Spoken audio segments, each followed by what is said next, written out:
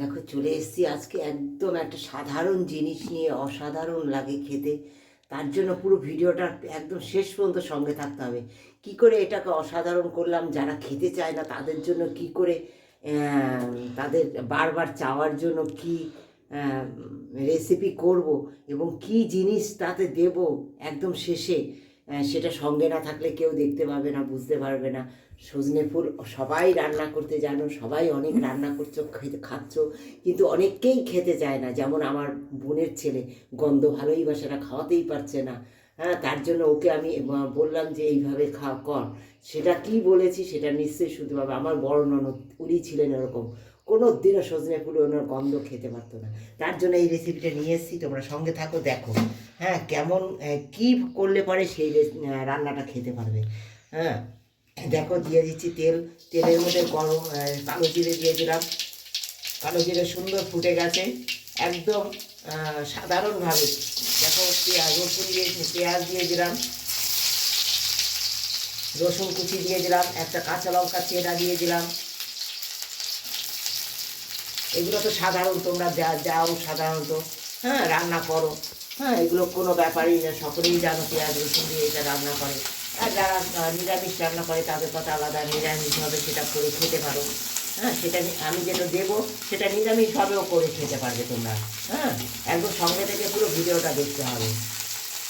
দেখো পরিমাণ মতো এই যে আমি অল্প কুমড়ো দিয়ে দিলাম। যারা বেগুন খেতে পারে না, হ্যাঁ বেগুন এই সময় অ্যালার্জি হয়, বেগুন খেলে অ্যালার্জি হচ্ছে, তারা কুমড়ো দিয়ে দাও।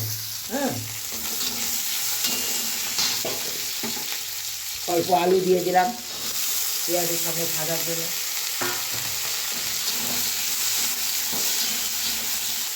দেখো টমেটো দিয়ে দিলাম একটা, পরিমাণ মতো লবণ আর হলুদ দিয়ে দেবো।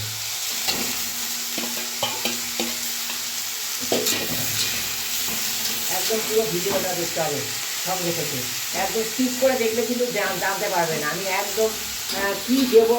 একদম শেখে নয়, তারও পরে আমি এটা রান্নাটা প্রায় হয়ে যাবে, তারপরে কিছু পরে আমি দেবো। রান্নার সঙ্গে থাকতে হবে, রান্নার সঙ্গেই ওটা দেবো, আমি সঙ্গে থেকে দেখতে হবে কী করে এটাকে সুস্বাদু করে দেবো। খেতে চায় না, বারবার খেতে চাইবে, এত সুন্দর ফ্লেভার হবে।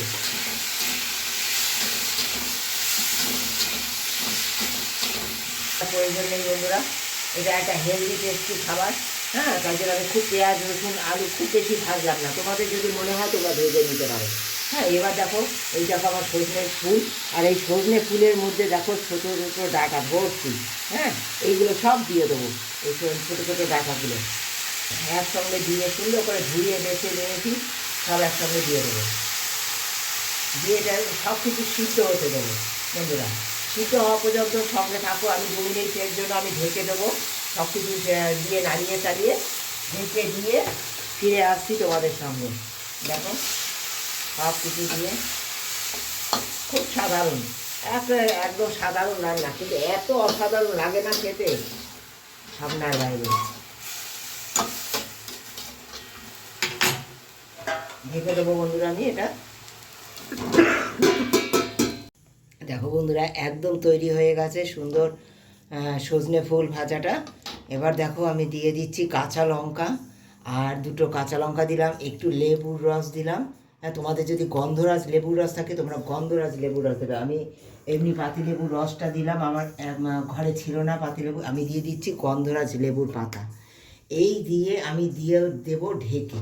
হ্যাঁ, এই একটু মাখিয়ে এইভাবে মাখাবো, মাখিয়ে এই পাতা দিয়ে একটু সময় 1 মিনিট জাস্ট রাখবে, এত সুন্দর গন্ধ হবে। আর দিয়ে দেবো একটু কাঁচা সর্ষে তেল, এই গন্ধরাজ লেবু পাতা কাঁচা লঙ্কা আর লাস্টে এই যে কাঁচা সর্ষে তেল দিয়ে একবার খেয়ে দেখো।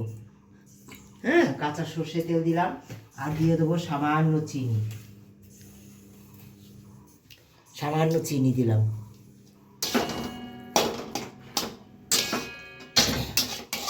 দিয়ে ঢেকে দেবো। একদম রান্না কমপ্লিট একদম। দেখো আমি এটা ঢেকে দেবো, 1 মিনিটের জন্য ঢেকে দেবো, ঢেকে দিয়ে আমি 1 মিনিট পরে এটা নামিয়ে দেবো। এগুলো কীভাবে দেখো ভালোবাসা দিয়ে তোমাদের কেমন লেগেছে রেসিপিটা সেটা একবার বলো। এই যে গন্ধরাজ লেবু পাতাটা দিলাম না, 1 মিনিট ঢেকে রেখে দেবে, পরে তুলে দিতে হবে। আমি তুলে দেওয়াটাও তোমাদের দেখাচ্ছি। এটা জাস্ট দারুণ, কোনো সজনে ফুলের গন্ধটা থাকবে না, অথচ উপকারিতাটাও থাকবে শরীরে, শরীরে উপকারিতাটাও যাবে, খেতেও চাইবে, বারবার খেতে চাইবে, এত সুন্দর একটা ফ্লেভার হয়ে যাবে। হ্যাঁ, 1 মিনিট হয়ে গেছে বন্ধুরা, এটা নামিয়ে দেবো। এই যে গন্ধরাজ পাতাগুলো এবার সরিয়ে দেবো।